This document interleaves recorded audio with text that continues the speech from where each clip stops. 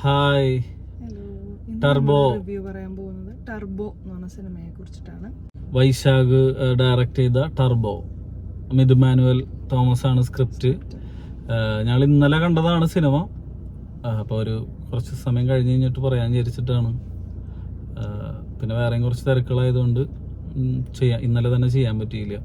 പിന്നെ ഒരു breathing space കൊടുക്കട്ടെ എന്ന് വിചാരിച്ച്. സിനിമ ഓവറോൾ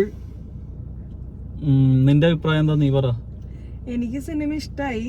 പക്ഷെ നമ്മൾ വേറെയും കുറെ കാരണങ്ങൾ ആ സ്റ്റോറി വൈസ് കുറച്ചും കൂടി നല്ലതാക്കിയിരുന്നെങ്കിൽ കുറച്ചും കൂടി അടിപൊളിയാകാമായിരുന്നു എന്ന് ചിന്തിക്കുമ്പോൾ ഒരു ആവറേജ് എക്സ്പീരിയൻസ് ആണ് സിനിമയ്ക്ക് വന്നിട്ടുള്ളൂ.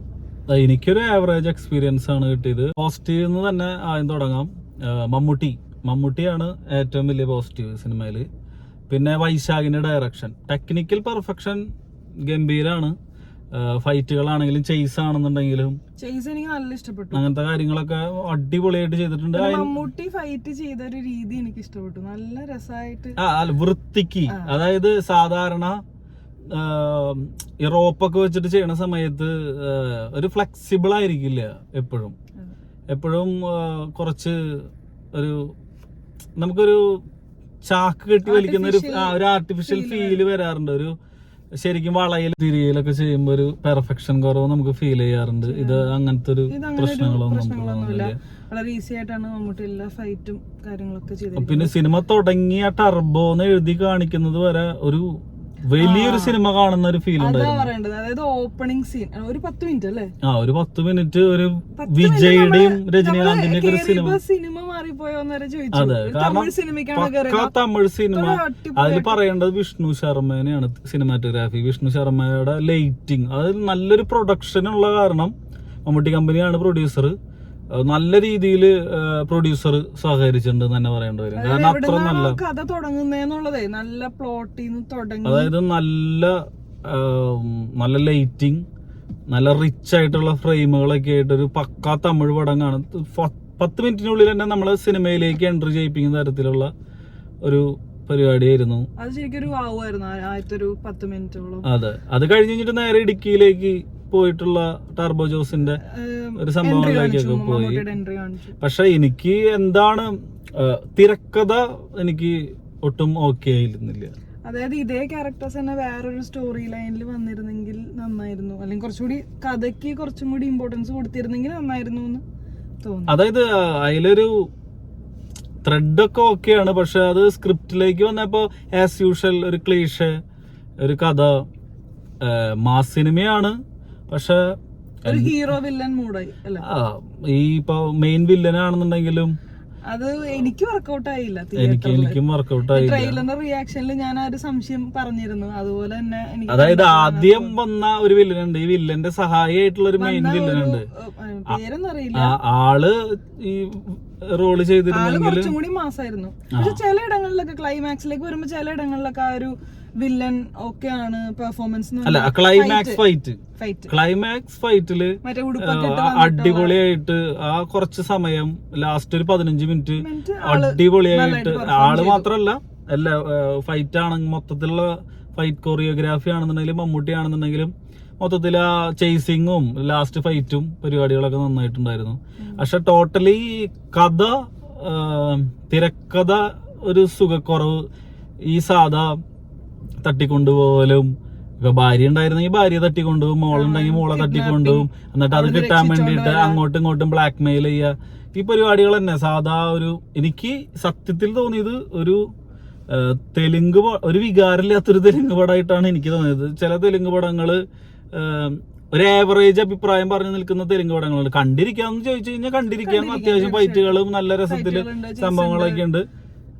പിന്നെ ഈ ടർബോ ജോസ് എന്ന് പറഞ്ഞൊരു ക്യാരക്ടർ വയ്ക്കുമ്പോ നമുക്ക് അതായത് ആ ടർബോ ജോസ് എന്ന് നമ്മൾ പറയണതിന്റെ അതെ, അതായത് ആ ടർബോ ജോസ് എന്ന് പറഞ്ഞ ക്യാരക്ടർ ഒരു സിനിമയ്ക്ക് പേരിടാൻ വേണ്ടിട്ട് ഇട്ട പോലത്തെ ഫീലാണ് നമുക്ക് തോന്നിയുള്ളൂ. ടർബോ ജോസിന് അല്ല, അത് ആദ്യം തന്നെ ആ ഒരു പറയുന്നുണ്ട്, ഈ വിദേശികളായിട്ടുള്ള ആൾക്കാരെ ട്രക്കിംഗ് പരിപാടികളൊക്കെ വേണ്ടിട്ട് ആള് ചെയ്യാൻ വേണ്ടിട്ടാണ് ആളതൊക്കെ ചെയ്യുന്നതെന്നൊക്കെ പറയുന്ന ഒരു സംഭവമുണ്ട്. പക്ഷെ എന്നാലും അത് ഓക്കെ ആവാത്തൊരു ഫീൽ എനിക്ക് തോന്നി. പിന്നെ ബിന്ദു പണിക്കർ ഗംഭീര പെർഫോമൻസ്, അതിൽ കുറച്ച് കോമഡി എലമെന്റ്സ് ഒക്കെ വന്നിട്ടുണ്ട്, അതൊക്കെ നല്ല ഇഷ്ടപ്പെട്ടു എനിക്ക്. ശബരീഷ് വർമ്മ അത് ആള് ചെയ്താലും ഒരു സാധാ ഒരു ക്യാരക്ടർ തന്നെയാണ്. ഏതാ ഈ പാച്ചു അത്ഭുത വിളക്കില് ആ നടി വളരെ നല്ലൊരു പെർഫോമൻസ് ആയിരുന്നു. അതിന് വേണ്ട ഒരു പെർഫോമൻസ്, ആ ക്യാരക്ടറിന് പക്ക ആപ്റ്റ് ആയിട്ടുള്ള ഒരു ക്യാരക്ടറായിട്ട് തോന്നി. പിന്നെ ടർബോ ജോസിന് കൊടുത്തിട്ടുള്ള മ്യൂസിക് എനിക്ക് BG അധികം വർക്കൗട്ട് ആയില്ല. കാരണം ഒരു സാധാ ഇടുക്കിയിലുള്ള ഒരു വ്യക്തിക്ക് ഒരു ജോസിന് ടർബോ ജോസിന് കൊടുക്കേണ്ട ഒരു ഇലക്ട്രോണിക്സ് മ്യൂസിക് വെച്ചിട്ടുള്ള ഒരു പരിപാടി അത്ര വർക്ക് മാർഗംകളിയിൽ ഒരു സംഭവമൊക്കെ വരുന്നുണ്ടെങ്കിലും അത് കുറച്ചും കൂടിയും അല്ല അത് കുറച്ചും കൂടിയും വേറൊരു ടൈപ്പ് വന്നാൽ നന്നായിരിക്കുമെന്ന് തോന്നി. അങ്ങനെ ഇപ്പൊ വന്നു കഴിഞ്ഞിട്ടാണെങ്കിൽ നമുക്കത് ഓർമ്മയിലില്ല. മറ്റേ മാർഗംകളിയുടെ സംഭവം ഉണ്ട് ആ ട്രെയിലറിലും ഇതിലൊക്കെ കേട്ട കാരണം നമുക്കത് ഓർമ്മയിൽ നിൽക്കുന്നുണ്ട്. പക്ഷെ ബാക്കി നമുക്ക് അധികം വർക്കൗട്ട് ആയിട്ടില്ല. അതെ, ഈ ബ്രഹ്മയുഗത്തിന്റെ മ്യൂസിക് ഡയറക്ടർ തന്നെയാണെന്നാണ് തോന്നുന്നത്. അപ്പൊ അതിന്റെ കുറച്ച് സംഭവങ്ങളൊക്കെ വെച്ചിട്ടുള്ളൊരു മൂഡ് തന്നെയാണ് തോന്നിയത്. അല്ലാതെ ഒരു ക്യാരക്ടറിന് പറ്റുള്ള ഒരു തീമായിട്ടൊന്നും നമുക്ക് ഇങ്ങനെ ഓർത്തു വെക്കാൻ തരത്തിലൊന്നും തോന്നിയില്ല.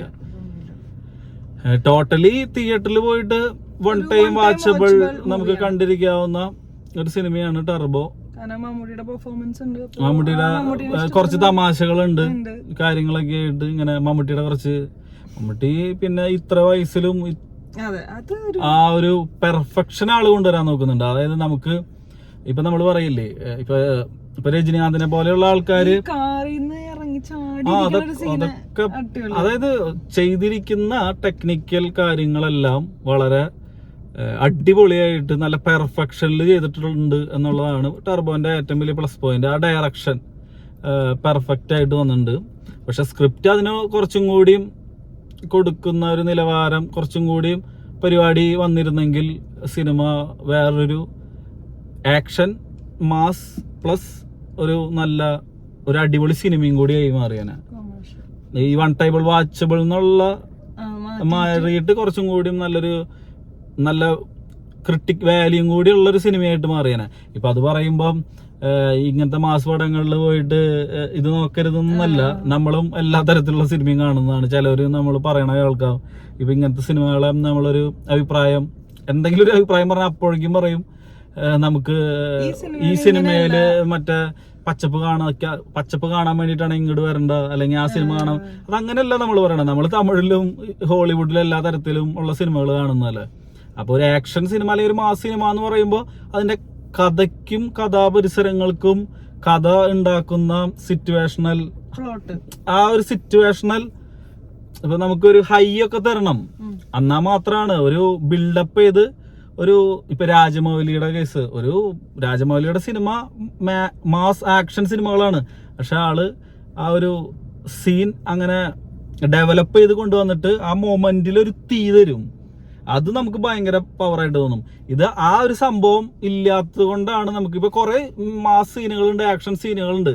പക്ഷെ അത് അതിനു വേണ്ടി എടുത്തു വെച്ചാണ്. അല്ലാതെ നമുക്കത് കാണുമ്പോൾ ഒരു മമ്മൂട്ടി ഫാൻസിന് ഹൈ തരുമായിരിക്കും. പക്ഷെ ഒരു സാധാ പ്രേക്ഷകന് അല്ലെങ്കിൽ എല്ലാതരം സിനിമകളും കാണുന്ന ആൾക്ക് അവിടെ ഒരു ഫൈറ്റ് വരുമ്പോ ഫൈറ്റിന് നിലവാരം ഉണ്ടെന്നുണ്ടെങ്കിലും നമുക്ക് ആ സിനിമയോട് കൂടി ഫൈറ്റ് ചെയ്യാനുള്ള റീസൺ ഇപ്പൊ ആളുടെ എൻട്രി ആണെന്നുണ്ടെങ്കിലും ഇപ്പൊ ഒരു പെരുന്നാളിന്റെ ഇടയ്ക്കാണ് എൻട്രി കൊടുക്കുന്നത്.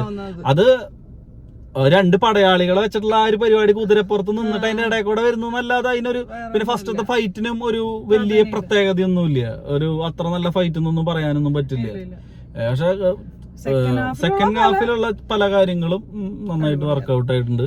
അപ്പൊ എല്ലാരും സിനിമ തിയേറ്ററിൽ തന്നെ പോയിട്ട് കാണണം. തിയേറ്ററിൽ കാണുമ്പോ നമുക്കൊരു ഉണ്ടാക്കുന്ന ഒരു സിനിമയാണ്. അപ്പൊ ഒരു വൺ ടൈം വാച്ചബിൾ മൂവിയാണ് തോന്നിയത്. അപ്പൊ ഇതാണ് നമ്മുടെ റിവ്യൂ. അപ്പൊ എല്ലാരും റിവ്യൂ ആയിട്ട് നെക്സ്റ്റ് എപ്പിസോഡിൽ അതിന് മുമ്പ് നമുക്ക് ഇങ്ങനത്തെ റിവ്യൂസ് ഒക്കെ നിങ്ങളിലേക്ക് എത്തണമെന്നുണ്ടെങ്കിൽ നമ്മുടെ ചാനൽ ഒന്ന് സബ്സ്ക്രൈബ് ചെയ്ത് നമ്മളെ സപ്പോർട്ട് ചെയ്യുക. അപ്പോ അടുത്ത വീഡിയോയിൽ കാണുന്നവരെ ബൈ.